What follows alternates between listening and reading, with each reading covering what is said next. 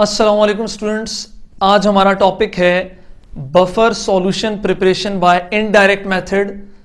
लेकिन टॉपिक पे जाने से पहले हमारे चैनल को सब्सक्राइब कीजिए, नीचे दिए गए बेल के आइकन को दबाइए ताकि हर नई आने वाली वीडियो आपको बर वक्त मिल सके। इससे ऑलरेडी पहले बफर से रिलेटेड हमने वीडियो अपलोड की हुई है जिसमें हमने बफर की प्रिपरेशन की है बाय डायरेक्ट मेथड, और उस वीडियो में मैंने कहा था कि हम इनडायरेक्ट मेथड से बफर बनाते हैं, वो कैसे बना सकते हैं, और इनको न्यूमेरिकल्स में भी यूज़ किया जाता है बाय इनडायरेक्ट मेथड्स, और फिर क्वेश्चंस लाया जाता है तो बच्चे वहाँ प्रॉब्लम फेस कर रहे होते हैं, यानी प्रॉब्लम क्रिएट हो रहा होता है उनके लिए कि बफर बनेगा कैसे। तो इसका सेंस समझना ज़रूरी है। फिर इस पे हम इंशाल्लाह अगली नेक्स्ट वीडियोज़ में न्यूमेरिकल भी करेंगे बफर से रिलेटेड ताकि समझ भी आए। टॉपिक स्टार्ट करते हैं। इनडायरेक्ट मेथड से कैसे बनाया जाता है। पिछली वीडियो अगर आपने देखी होगी तो उसमें हमने डायरेक्ट मेथड में यूज़ किया था एसिड, यानी जिस तरह यूज़ हो रहा होता है वीक एसिड, जैसे एसिटिक एसिड है हमारे पास और इसका सॉल्ट होता था, स्ट्रॉन्ग बेस का सॉल्ट होता था, तो CH3COONA। तो ये डायरेक्ट मेथड था जिसमें वीक एसिड और salt of a strong base का लफ्ज़ यूज़ होता था, क्योंकि जो CH3COONA जिसे हम कह रहे होते हैं सोडियम एसिटेट, ये एसिड और स्ट्रॉन्ग बेस, इसमें स्ट्रॉन्ग बेस कौन था, सोडियम हाइड्रोक्साइड या पोटाशियम हाइड्रोक्साइड हो सकता था। तो और कैल्शियम या मैग्नीशियम हाइड्रोक्साइड भी as a strong base use होता था, तो इसीलिए हम कहते थे salt of a strong base. तो एसिटिक एसिड और salt of a strong base जब यूज होते थे तब हम कहते थे ये डायरेक्ट मेथड है, प्रिपरेशन है किसका, बफर का। लेकिन अब इनडायरेक्ट मेथड में क्या है कि इनडायरेक्ट मेथड से हम दो डिफरेंट और तरीकों से भी वही एसिटिक एसिड का क्या कर सकते हैं, बफर बना सकते हैं। जैसे कि पहली एग्जांपल में अगर हम देखें कि वही एसिटिक एसिड है लेकिन अब साथ में बफर बनाने के लिए सोडियम एसिटेट नहीं है बल्कि वो स्ट्रॉन्ग बेस यूज हो रहा है जिसको हम कहते हैं सोडियम हाइड्रोक्साइड। ये सारे जो डिफरेंट मेथड्स हैं जिसमें हमने ये बफर बनाए हुए हैं, ये सब के सब टाइट्रेशन के दौरान बन रहे होते हैं, बफर बना रहे होते हैं अपने लिए। तो अब बफर बनाने के लिए, इनसे बफर बनाने के लिए कुछ कंडीशंस हैं और टर्म्स हैं जिनको समझना ज़रूरी है। डायरेक्ट अगर इनकी रेशियो आपने सेम रखी तो बफर नहीं बनेगा, क्योंकि ये तो 100% इलेक्ट्रोलाइट है, आयनाइज होने वाला है, तो ये इसके साथ रिएक्ट कर जाएगा और फिर बफर नहीं बनाएगा। तो इसके लिए जो टर्म्स एंड कंडीशन है, एक ही एग्जांपल को मैं यहाँ स्प्लिट करके समझा रहा हूँ ताकि आपको समझ आए कि कैसे इससे बफर बनाया जाएगा और किन कंडीशंस पे। तो एसिटिक एसिड मैंने लिखा पहली एग्जांपल का, और फिर उसके साथ सोडियम हाइड्रोक्साइड यूज़ कर रहा हूँ। तो sodium hydroxide as a limiting reactant इस रिएक्शन में यूज़ होना चाहिए, क्योंकि वो स्ट्रॉन्ग इलेक्ट्रोलाइट है, उसने रिएक्शन करते जाना है और आयनाइज होते जाना है। तो हमें इतना ज़्यादा यूज़ नहीं करना सोडियम हाइड्रोक्साइड की कंसंट्रेशन को। और एसिटिक एसिड की कंसंट्रेशन हमेशा सोडियम हाइड्रोक्साइड से इनडायरेक्ट मेथड में क्या होगी, ज़्यादा ही होगी। उसकी वजह यह है कि जब एसिटिक एसिड सोडियम हाइड्रोक्साइड के साथ रिएक्ट करेगा तो जितने मोल सोडियम हाइड्रोक्साइड के होंगे वो सब के सब रिएक्ट करके अपना प्रोडक्ट क्या करेंगे, बनाएंगे। तो हमें सोडियम हाइड्रोक्साइड को एसिटिक एसिड के साथ रिएक्ट भी इसलिए करवाना है कि जो हमारे बफर का दूसरा कंपोनेंट है वो दूसरा कंपोनेंट भी साथ में हमारे पास बना हुआ हो। तो अगर हम देखें एसिटिक एसिड एक कंपोनेंट था, सपोज मैं रखता हूँ कि मैंने यहाँ एग्जाम्पल के तौर पर रखा हुआ है कि एसिटिक एसिड की 0.5 मोलर कंसनट्रेशन है, सोडियम हाइड्रोक्साइड 0.1 मोलर, काफ़ी कम इससे रखा गया है। जब ये रिएक्ट करता है स्टार्टिंग में 0 कंसंट्रेशन है हमारे प्रोडक्ट की, लेकिन जब ये रिएक्ट कर जाता है, सपोज इसका 1 मोल इसके 1 मोल के साथ रिएक्ट करता है, तो मैंने इसका 0.1 मोल यूज़ करवाया, यानी इसको 0.4 मोल कर दिया, और इसका चूंकि 1 का 1 मोल इसके साथ रिएक्ट करता था तो 0.1 मोल के लिए कितना यूज़ हो रहा होगा, 0.1 मोल ही यूज़ हो रहा होगा। इसका मतलब ये यूज़ हो चुका होगा 100%, ये कन्वर्ट हो चुका होगा किसमें, अपना प्रोडक्ट में कंपोनेंट स्प्लिट करके कन्वर्ट हो चुका होगा। तो अगर इसके 0.5 से 0.4 में आए, इसका मतलब इसका 0.1 मोल यूज़ हुआ है, और ये भी 0.1 से 0 में ही आएगा, क्योंकि जब ये 1 के साथ मोल के साथ रिएक्ट करता था तो इसके 0.1 मोल यूज़ हुए, मोलर कंसंट्रेशन या 0.1 मोल यूज़ हुए, तो इसके 0.1 मोल ही यूज़ हुए होंगे। और प्रोडक्ट में अगर इसके 1 मोल यूज़ होता है तो प्रोडक्ट 1 मोल बनता है, इसका मतलब अगर इसका 0.1 मोल यूज़ हुआ है तो इसके कितने मोल बनेंगे, 0.1 मोल ही। और इसी तरह ये भी कितना बना होगा, 0.1 मोलर कंसंट्रेशन या 0.1 मोल ही बना होगा।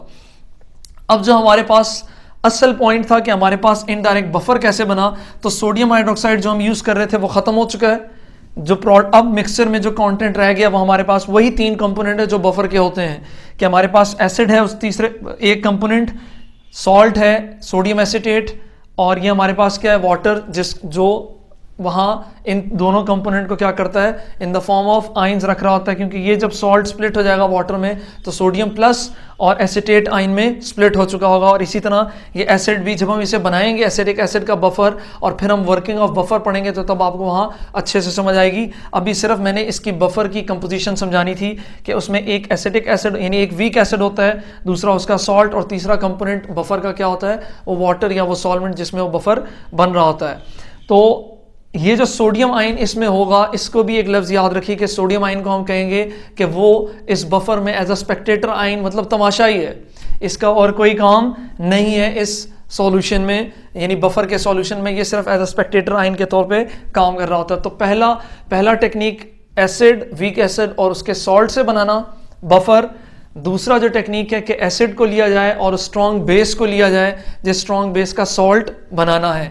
मैं सोडियम हाइड्रोक्साइड की जगह पोटाशियम हाइड्रोक्साइड रख सकता था, यहाँ हम रख सकते थे कैल्शियम हाइड्रोक्साइड, मैग्नीशियम हाइड्रोक्साइड। तो एसिटिक एसिड के साथ डिफरेंट बफर्स बन सकते थे बाय इनडायरेक्ट मेथड। तीसरा जो मेथड है कि सॉल्ट यूज किया जाए और उसके साथ वो स्ट्रॉन्ग एसिड यूज किया जाए ताकि हमारा जो वीक एसिड है वो वाला कंपोनेंट बने। तो अगर मैं यहाँ यूज कर रहा था सोडियम एसीटेट, सपोज मैं इसी को दोबारा समझाने के लिए मैं यहाँ यूज कर रहा था सोडियम एसीटेट यूज करता, और NaOH की जगह अब मैं यूज करूंगा वो एसिड जो हमने यूज करना है, तो वो मेरे पास HCl होगा। तो हमारे पास Na और Cl मिलकर आपस में क्या बना लेंगे, सॉल्ट, और वो सॉल्ट चूंकि पानी में सॉल्युबल होगा तो हमारे पास वो आइंस की फॉर्म में ही होगा NaCl। और एक लफ्ज़ याद रखिए कि जो सॉल्ट है वो मैं लास्ट जो मैंने यहाँ पॉइंट लिखा होगा, hydrolysis of salt will be negligible, ये न्यूट्रल सॉल्ट बना होता है। और अगर आपने सॉल्ट हाइड्रोलिसिस पढ़ी होगी तो वहाँ आपको पता चल जाएगा कि ये NaCl पानी को इतना ज़्यादा हाइड्रोलाइज भी नहीं करता कि आप इसकी कंसनट्रेशन को भी वहाँ पढ़ेंगे। ये टर्म शायद अभी आपको समझना है, नेक्स्ट वीडियो में इंशाल्लाह आपको समझ आ जाएगी। यहाँ HCl के साथ जब ये रिएक्ट कर रहा होता है तो ये बनाएगा अपना CH3COONA, और ये बन जाएगा हमारे पास वो एसिड जो हमारा कंपोनेंट है CH3COOH, और साथ में NaCl के साथ मिलके Na और Cl आपस में मिलके NaCl बना लेंगे। तो अब ये तीसरा टेक्निक, मतलब कि एसिड और सॉल्ट, सॉल्ट और एसिड मिलके क्या बनाएंगे, हमारे पास वीक एसिड प्लस सॉल्ट बनाएंगे। लेकिन इसमें भी वही कंडीशन रखनी पड़ेगी कि जो सॉल्ट होगा वो हमारे पास ज़्यादा कंसंट्रेशन में हो, और जो स्ट्रॉन्ग एसिड हम लेंगे वो हमारे पास लेस कंसंट्रेशन में हो। तो यहाँ जो टर्म्स लिखे गए हैं उनकी कंसंट्रेशन ज़्यादा, और यहाँ जो स्ट्रॉन्ग इलेक्ट्रोलाइट्स रखे गए हैं या आयनाइजिंग पावर वाले कंपोनेंट रखे गए हैं उनकी कंसंट्रेशन कम करके हम क्या बना सकते हैं, इनडायरेक्ट मेथड से। और टाइट्रेशन के दौरान मैंने ऑलरेडी बताया कि टाइट्रेशन के दौरान ये बन रहे होते हैं। तो सिंपल पॉइंट ये है कि इनडायरेक्ट मेथड में या वो एसिड और उसके सामने स्ट्रॉन्ग बेस, लेकिन एसिड की कंसंट्रेशन कम और स्ट्रॉन्ग बेस की एसिड की कंसंट्रेशन ज़्यादा और स्ट्रॉन्ग बेस की कंसंट्रेशन क्या होगी हमारे पास, कम। और अगर हम उसका सॉल्ट यूज़ कर रहे हैं तो सॉल्ट की कंसंट्रेशन हमारे पास ज़्यादा, और वो स्ट्रॉन्ग एसिड जो हम उसके सामने यूज़ कर रहे हैं उसकी कंसंट्रेशन क्या होगी, कम होगी। तो ये दूसरा टेक्निक हो गया। अब एसिटिक एसिड के अलावा भी बफर में बहुत सारी एग्जांपल मैंने दी थी, यहाँ मैंने कम ही इनडायरेक्ट एग्जांपल्स दी हैं, आप उन सबको इनडायरेक्ट मेथड प्रिपरेशन कर सकते हैं। HC जिसको हम कहते हैं फॉर्मिक एसिड या मेथनोइक एसिड, तो मेथनोइक एसिड का मैंने डायरेक्ट मेथड बताया था। अब इनडायरेक्ट मेथड में जैसे यहाँ मैंने बेस स्ट्रॉन्ग यूज़ किया, यहाँ भी स्ट्रॉन्ग बेस यूज़ करके हम बना सकते हैं, लेकिन इसकी कंसनट्रेशन ज़्यादा और बेस की कंसनट्रेशन क्या होगी, कम होगी। इसी तरह हमारे पास जो सॉल्ट है उसकी कंसंट्रेशन ज़्यादा और जो एसिड हम यूज़ करेंगे उसकी कंसंट्रेशन कम। जितनी भी ज़्यादा और उसको कम कर लें हम बफर बना सकते हैं। अब ये तो थे एसिडिक बफर, ये एग्जांपल हमने किसकी रखी हुई है, बेसिक बफर को भी इनडायरेक्ट टेक्निक से बनाया जा सकता है। उसमें भी हम यही करेंगे कि जो वीक बेस है वो और उसके सामने स्ट्रॉन्ग एसिड यूज़ करें तो हम बफर बना सकते हैं। तो NH4Cl के साथ मिल जाएगा, NH4Cl बना लेगा, और H और OH और H आपस में मिलकर क्या बना लेंगे, वाटर बना लेंगे। तो हमारा जो कंपोनेंट था NH4OH और NH4Cl वो हमारे पास बफर का कंपोनेंट बन जाएगा। और जो वाटर बना है, वैसे भी ये जो बफर बनाया जाता है उसके लिए कोई सॉल्वेंट चाहिए होता है, तो हमारा जो तीसरा कंपोनेंट होगा बफर का वो क्या होगा, वो वाटर होगा। पहला कंपोनेंट NH4OH, दूसरा इसकी कंसंट्रेशन ज़्यादा, जब ये इसके साथ रिएक्ट करता है तो NH4 Cl और साथ में जो वाटर बनेगा वो तीसरा कंपोनेंट होगा इसके बफर का। जो तीसरा टेक्निक, चूंकि ये बेस का दूसरा टेक्निक है, बेस ऑलरेडी हम यानी बेसिक बफर ऑलरेडी हम NH4OH और NH4Cl की कॉम्बिनेशन से बनाए थे। जो अब हम दूसरा मेथड यूज कर रहे हैं बेसिक बफर का वो ये है कि NH4OH और HCl को यूज किया जाए। तीसरे मेथड से जिससे हम बेसिक बफर बना सकते हैं वो NH4Cl और सोडियम हाइड्रोक्साइड को यूज किया जाए, लेकिन कंसंट्रेशन सॉल्ट की ज़्यादा और बेस की क्या होगी, कम होगी। तो ये डिफरेंट हमारे पास बफर के सॉल्यूशन थे जो इनडायरेक्ट मेथड से हमने बनाए। ये इंपॉर्टेंट पॉइंट्स हैं जो अब बफर आगे हम यूज कर रहे होंगे बफर बनाने में, और बफर एक्शन के दौरान हमें ये पॉइंट्स याद रखने पड़ेंगे, और जब न्यूमेरिकल सॉल्व कर रहे होंगे तो उस दौरान भी हमें कुछ पॉइंट्स को याद रखना ज़रूरी है। यानी बफर के प्रिपरेशन में, बफर के एक्शन में और न्यूमेरिकल सॉल्व करते हुए ये इंपॉर्टेंट पॉइंट्स हमें याद रखना ज़रूरी है। जो सबसे पहला पॉइंट है बफर से रिलेटेड, मैंने लिखा हुआ है कॉमन आयन इफेक्ट। असल में बफर सॉल्यूशन जो है वो कॉमन आयन इफेक्ट का एप्लीकेशन है, कोई नया मेथड नहीं है। वही कॉमन आयन इफेक्ट को यूज करके इन लोगों ने बफर का सॉल्यूशन प्रिपेयर किया होता है। तो कॉमन आयन इफेक्ट क्या है, मैं सिर्फ जनरल इसकी डेफिनेशन बता देता हूं कि हम वीक इलेक्ट्रोलाइट की क्या कर रहे होते हैं, वीक इलेक्ट्रोलाइट की हम सप्रेशन कर रहे होते हैं bye strong electrolyte through common ion effect. मतलब कॉमन आयन इफेक्ट एक ऐसा फिनोमेना है जिसमें वीक इलेक्ट्रोलाइट जो ऑलरेडी वीक है, जिसके डिसोसिएशन की वैल्यू कम है, उसको, उसके डिसोसिएशन को हम कम कर रहे होते हैं बाय अ स्ट्रॉन्ग इलेक्ट्रोलाइट। यानी स्ट्रॉन्ग इलेक्ट्रोलाइट आके उसको क्या करेगा, सप्रेस कर देगा। आप कॉमन आयन इफेक्ट को यानी बफर सॉल्यूशन को समझने के लिए एटलीस्ट कॉमन आयन इफेक्ट की एक एग्जांपल याद रखिएगा। मैं यहाँ सिर्फ थोड़ी देर के लिए अगर समझाना, मतलब छोटा पॉइंट अगर कॉमन आयन इफेक्ट से रिलेटेड समझाऊं तो HF हमारे पास वीक एसिड होता है। जब ये आयनाइज होता है ये H++F- दे रहा होता है, और इसकी आयनाइजेशन की वैल्यू माइनस में 10⁻⁷, 10⁻⁵, 4 में होती है। तो जब हम इसमें स्ट्रॉन्ग इलेक्ट्रोलाइट ऐड कर देते हैं इसके बफर में, तो हमारे पास क्या करता है ये स्ट्रॉन्ग इलेक्ट्रोलाइट, वो सॉल्ट है सोडियम फ्लोराइड, ये 100% आयनाइज हो जाता है सोडियम ++F- में। इससे होता क्या है, चूंकि ये 100% आयनाइज होता है तो इस रिएक्शन को हम रिवर्सिबल भी नहीं लिख सकते, इसको हम डायरेक्ट लिखेंगे, यानी कंप्लीट रिएक्शन है। पहला रिवर्सिबल इसलिए लिखा गया क्योंकि वो वीक इलेक्ट्रोलाइट है, वो 100% आयनाइज नहीं होगा, वो रिवर्सिबल रिएक्शन में चल रहा होगा। तो जैसे ही हम इसमें कॉमन आयन, अब इस रिएक्शन में HF में आपको F नेगेटिव मिल रहा है और सोडियम फ्लोराइड की वजह से भी F नेगेटिव मिल रहा है, तो कॉमन आयन की वजह से ऑलरेडी ये वीक इलेक्ट्रोलाइट था HF, कॉमन आयन की वजह से फ्लोराइड आयन कॉमन आयन हो जाएंगे और ली शार्टलियर प्रिंसिपल अप्लाई हो जाएगा। तो ली शार्टलियर प्रिंसिपल कहता है कि अगर प्रोडक्ट में कोई चीज़ ऐड करते हैं तो रिएक्शन बैकवर्ड आ जाएगा, और अगर रिएक्टेंट में कोई चीज़ ऐड करते हैं कॉमन तो रिएक्शन फॉरवर्ड जाएगा। तो अगर हम देखें तो यहाँ हमारे पास कॉमन आयन F नेगेटिव है, तो वो क्या करता है, रिएक्शन को बैकवर्ड ले आता है, क्योंकि F नेगेटिव की कंसंट्रेशन प्रोडक्ट में क्या हो चुकी है, बढ़ चुकी है। तो ये कॉमन आयन का एक एग्जाम्पल मैंने दी HF की, यानी हाइड्रोफ्लोरिक एसिड की, और उसमें हमने यूज किया स्ट्रॉन्ग इलेक्ट्रोलाइट सोडियम फ्लोराइड। तो सोडियम फ्लोराइड जो स्ट्रॉन्ग इलेक्ट्रोलाइट था वो वीक HF इलेक्ट्रोलाइट की और आयनाइजेशन की एबिलिटी को और कम कर देता है। पहले ऑलरेडी कम थी, और जब कॉमन आयन आया और स्ट्रॉन्ग इलेक्ट्रोलाइट आया उसने और वैल्यू क्या कर दी, कम कर दी। तो कॉमन आयन इफेक्ट का जो एप्लीकेशन है बफर, उसमें हम कॉमन आयन इफेक्ट को क्या करेंगे, यूज करेंगे। पहला पॉइंट ये है जो इंपॉर्टेंट पॉइंट आपको याद रखना है। दूसरा जो पॉइंट है ली शार्टलियर प्रिंसिपल, हम ली शार्टलियर प्रिंसिपल इसलिए यूज करेंगे वहां क्योंकि कॉमन आयन इफेक्ट में ही हमारे पास पीएच को बैलेंस, ली शार्टलियर प्रिंसिपल के थ्रू ही हम बफर में क्या कर सकते हैं, बफर की पीएच को मेंटेन रख सकते हैं, बफर के पीएच को कांस्टेंट रख सकते हैं। क्योंकि ली शार्टलियर प्रिंसिपल ही फॉरवर्ड और बैकवर्ड लेके जाएगा उन एडेड कंसंट्रेशन को, जो हमने एसिड ऐड किया होगा बाहर से स्ट्रॉन्ग, या बेस बाहर से क्या किया होगा, स्ट्रॉन्ग ऐड किया होगा, तो वो इक्विलिब्रियम को लेफ्ट और राइट में लेके जाके बैलेंस करने की कोशिश करेगा। ये जो पॉइंट मैंने लिखा है pH = pKa, क्योंकि बफर डिफरेंट कंसंट्रेशंस के बनाए जाते हैं, तो हम जब बफर बनाएंगे किसी भी एसिड का, वीक एसिड का या वीक बेस का, तो हमें क्या करना पड़ेगा, उस एसिड या बेस की जो pH की वैल्यू है उसको pKa के साथ कंसर्न करना पड़ेगा, तो तब भी हमारे बफर की जो कैपेसिटी होगी, यानी जो बफर होगा वो काफ़ी अच्छा होगा। तो कौन सा बफर सबसे अच्छा होगा, हम न्यूमेरिकल्स में जब इसको यूज़ करेंगे आपको समझ आएगी इस पॉइंट की कि क्यों मैंने लिखा है pH is equal to pKa। लेकिन अभी आपको एटलीस्ट इस टर्म को याद रखना है, समझना है कि जो अच्छा बफर होगा वो pH की वैल्यू अगर pKa के बराबर होगी उस एसिड की, यानी ionisation constant of an acid की वैल्यू जो है, जितनी वैल्यू है बफर की pH की वैल्यू भी उतनी हो, तो बफर हमारे पास बहुत ज़्यादा अच्छा बफर ऐड करेगा और बहुत ज़्यादा अच्छा जो बाहर से एडिशन आ रही है, जो बाहर से स्ट्रेस आ रहा है या जो बाहर से चेंजेस आ रही हैं, ये बफर उसको उतना ही ज़्यादा क्या कर सकेगा, आसानी से मेंटेन रख सकेगा, आसानी से उस H पॉजिटिव को एब्जॉर्ब कर लेगा, ये भी मत बोलो, उस H पॉजिटिव को एब्जॉर्ब कर लेगा और OH नेगेटिव को भी क्या कर लेगा, एब्जॉर्ब कर लेगा और उस pH को चेंज होने नहीं देगा।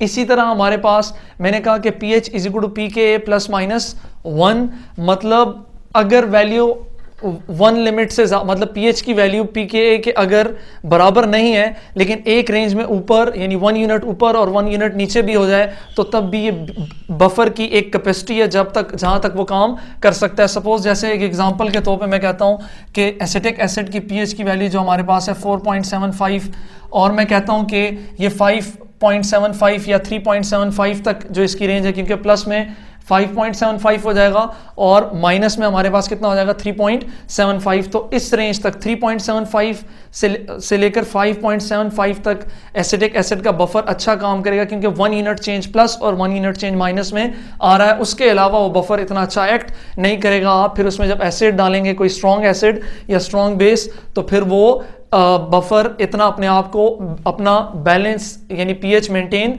नहीं कर पाएगा, वहां तक वो अपनी कंडीशंस यानी रेंज अपने रेंज तक रह सकता है 3.75 से 5.75 तक, वो इस रेंज में अच्छी एब्जॉर्प्शन जो एब्जॉर्प्शन उसमें हो रही है, यानी जो स्ट्रेस लाया जा रहा है, जो H पॉजिटिव लाए जा रहे हैं या जो उसमें बेस ऐड किया जा रहा है, वो उसको क्या कर लेगा, नलिफाई कर देगा, वो उसको रेजिस्ट कर लेगा, मेंटेन रखेगा, अपने pH को कंट्रोल रखेगा, अपने pH को इतना आसानी से चेंज होने नहीं देगा। लेकिन जब इसकी रेंज से बाहर निकल जाता है 3.75 से 5.75 की रेंज में, तो फिर जब आप H पॉजिटिव डालेंगे या जब आप उसमें क्या डालेंगे, OH नेगेटिव बेस डालेंगे, तो फिर वो अपना pH मेंटेन नहीं कर पाएगा, pH एब्रप्टली फिर चेंज होना शुरू हो जाएगा, ग्राफ में pH फिर बहुत ज़्यादा चेंज होना शुरू हो जाएगा। और जब हम ग्राफ देखेंगे इवन इसके pH के, आप जब इसके ग्राफ देखें बफर्स के, तो जहां pH की वैल्यू pKa के बराबर होती है, जहां pH की वैल्यू किसके बराबर होती है, pKa के, तो वो काफ़ी अच्छा रेजिस्टेंस शो करता है किसको, H पॉजिटिव की एब्जॉर्प्शन को या OH नेगेटिव की एब्जॉर्प्शन को।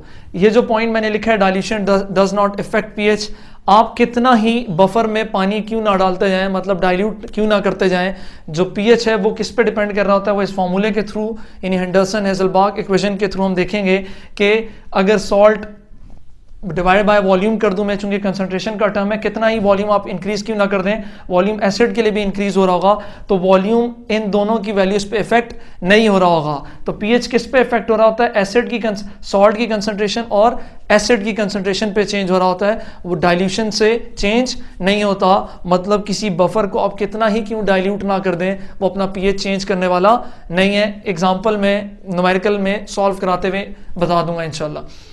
pH डिपेंड्स ऑन pKa, जैसे ये इक्वेशन है, अभी आपको इस पॉइंट को समझने के लिए आपको इस इक्वेशन की तरफ आना है।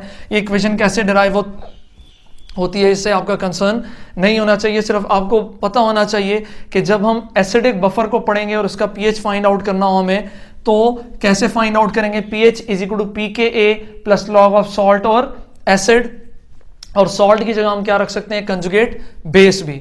इसी तरह pOH अगर हमें फाइंड करना है तो pOH is equal to pKb, यहाँ एसिड के लिए क्या था pKa और बेस के लिए क्या यूज हो रहा होगा, pOH के लिए क्या यूज हो रहा होगा यहाँ pKb, एसिड डिसोसिएशन कांस्टेंट और base dissociation constant, plus log of salt और बेस। मैंने यहाँ लिखा है कंजुगेट बेस और कंजुगेट बेस।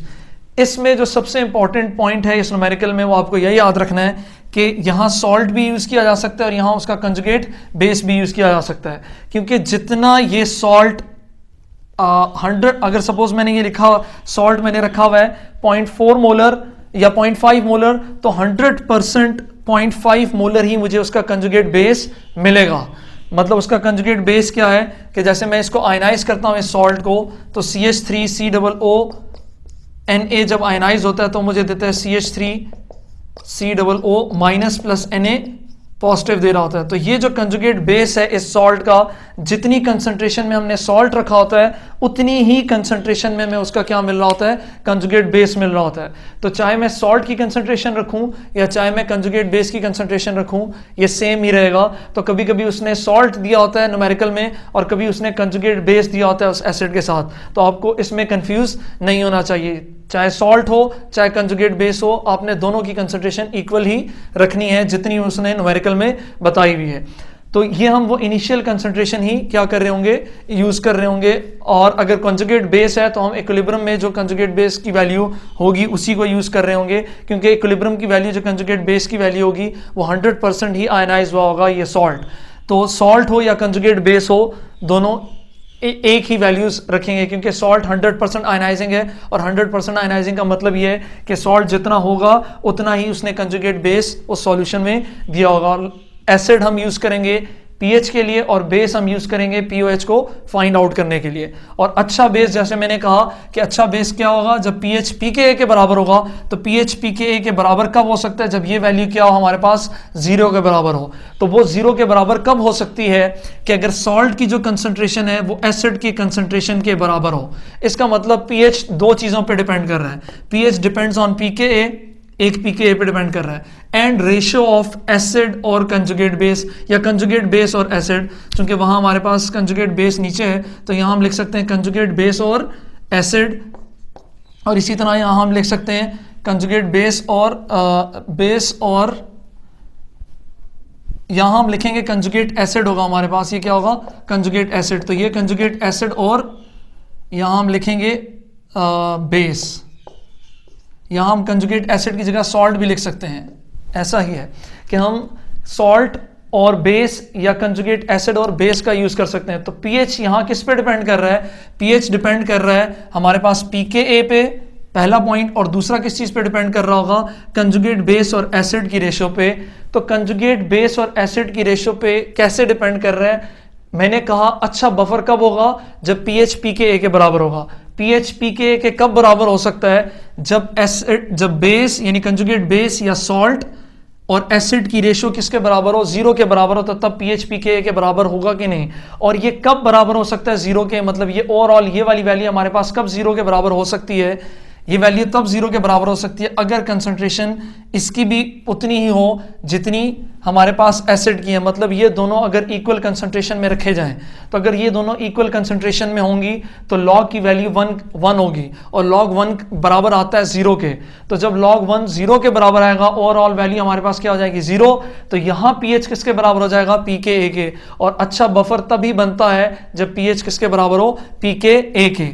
और कहां तक अच्छा बफर बन सकता है, तो इस पॉइंट में अगर ये इवन 10 टाइम्स ज्यादा है, मतलब सॉल्ट अगर 10 टाइम्स ज्यादा है एसिड से, तो 10/1 लॉग ऑफ 10 की वैल्यू हमारे पास आती है, लॉग ऑफ 10 की वैल्यू हमारे पास आती है 1 के बराबर। तो तब हमारे पास होता है, मैं यहां ये पॉइंट्स लिख भी देता हूं कि लॉग ऑफ 1 जब था, यानी जब ये दोनों बराबर थे सॉल्ट और एसिड, तब क्या बनता, सपोज ये 50-50 होते तो 50-50 कैंसिल होते, वैल्यू बनती 1। तो लॉग ऑफ 1 की वैल्यू हमारे पास आती है 0 के। पहला पॉइंट जो मैंने कहा कि अगर ये 0 के बराबर हो जाए तो पीएच पीके के बराबर हो जाएगा, और दूसरे ये जो +-1 मैंने कहा है कि उस पर भी बफर अच्छा हो सकता है। तो अब वो पॉइंट्स मैं यहां लिख देता हूं कि अगर सपोज इसकी वैल्यू 10 टाइम्स ज्यादा है इससे, तो log 10/1 की वैल्यू, यानी log 10 की वैल्यू रह जाएगी 1, नीचे कुछ भी नहीं। तो log ऑफ 10 की जो वैल्यू होगी वो हमारे पास किसके बराबर होगी, उस वक्त log ऑफ 10 की वैल्यू हमारे पास बराबर होती है 1 के। तो उस वक्त pH = pK +1 के वैल्यू के बराबर होगा। और अगर सपोज मेरे पास होता है कि 1/10 मतलब एसिड 10 टाइम्स ज्यादा है, तो log ऑफ 1/10 का मतलब है 0.1। तो log ऑफ 0.1 की वैल्यू हमारे पास होती है -1। कितनी होती है हमारे पास, -1। तो उस वक्त हम कहेंगे pH = pK 1 के बराबर होगी, जो मैंने यहाँ लिखा है pH is equal to pK plus into 1 plus 1 और माइनस 1 के उस रेंज में हम बफर बना सकते हैं। तो ये इंपॉर्टेंट इक्वेशन है बफर की, जिसमें हम pH को फाइंड आउट करते हैं। अगर न्यूमेरिकल्स में हमें वैल्यूज दी हुई होती हैं तो डायरेक्ट तरीके से हम फाइंड आउट कर सकते हैं, बनस्बत जो वो हर एक वैल्यूज को कैलकुलेट किया जाए, इसी में वैल्यूज पुट करके हम आसानी से क्या कर सकते हैं, फाइंड आउट कर सकते हैं pH और pOH। और इस pOH से फिर हम pH कैसे फाइंड आउट करेंगे, अगर उसने हमें कहा है तो फिर हम जनरली फॉर्मूला लगाएंगे, वो जनरल फॉर्मूला जो हम नॉर्मल यूज कर रहे होते हैं कि pH plus pOH is equal to pKW। तो हमें ऑलरेडी pKW की वैल्यू पता है 10⁻14, pOH की वैल्यू वहां से इक्वेशन से मिल जाएगी, यहां से हम pH फाइंड आउट कर लेंगे। तो चूंकि बफर के लिए हमें मैक्सिमम क्या करना, जनरली क्या करना होता है, pH ही फाइंड आउट करना होता है। और यहाँ जो मैंने लिखा है conjugate base concentration is equal to salt, जो पॉइंट मैंने यहाँ बताया हुआ है। लास्ट पॉइंट जिसको मैंने कहा, hydrolysis of salt will be negligible, ये वाला पॉइंट मैं न्यूमेरिकल्स में बताऊंगा कि सॉल्ट जो है, इवन मैंने अभी थोड़ा बहुत डिस्कस भी किया कि सॉल्ट इवन यहाँ मौजूद है तो वो हाइड्रोलिसिस क्यों नहीं कर रहा, ये पॉइंट इवन मैं अगले न्यूमेरिकल में ही बताऊंगा। लेकिन जनरली ये कि ये सॉल्ट इतने वीक होते हैं कि ये हाइड्रोलिसिस इतनी अच्छी कर नहीं पाते, एसिड इतना ज़्यादा बना होता है कि वो हाइड्रोलिसिस को, सॉल्ट के हाइड्रोलिसिस को क्या कर रहा होता है, एसिड ऑलरेडी इतना पड़ा होता है कि वो सॉल्ट की हाइड्रोलिसिस को सप्रेस कर रहा होता है, सॉल्ट को हाइड्रोलिसिस करने नहीं देता। मतलब ये जो सॉल्ट मौजूद है, क्योंकि अगर ये अपने हाइड्रोलिसिस करेगा, वाटर के साथ रिएक्ट करेगा, तो फिर तो H पॉजिटिव की कंसंट्रेशन और बढ़ रही होगी, जिससे बफर क्या हो सकता है, pH चेंज कर सकता है। तो जो सॉल्ट हमारे पास बनेगा वो हाइड्रोलिसिस नहीं करेगा। अभी हम इसके बाद स्टार्ट करते हैं नेक्स्ट टॉपिक, इसी से रिलेटेड जो बफर का प्रिपरेशन है और बफर का एक्शन है।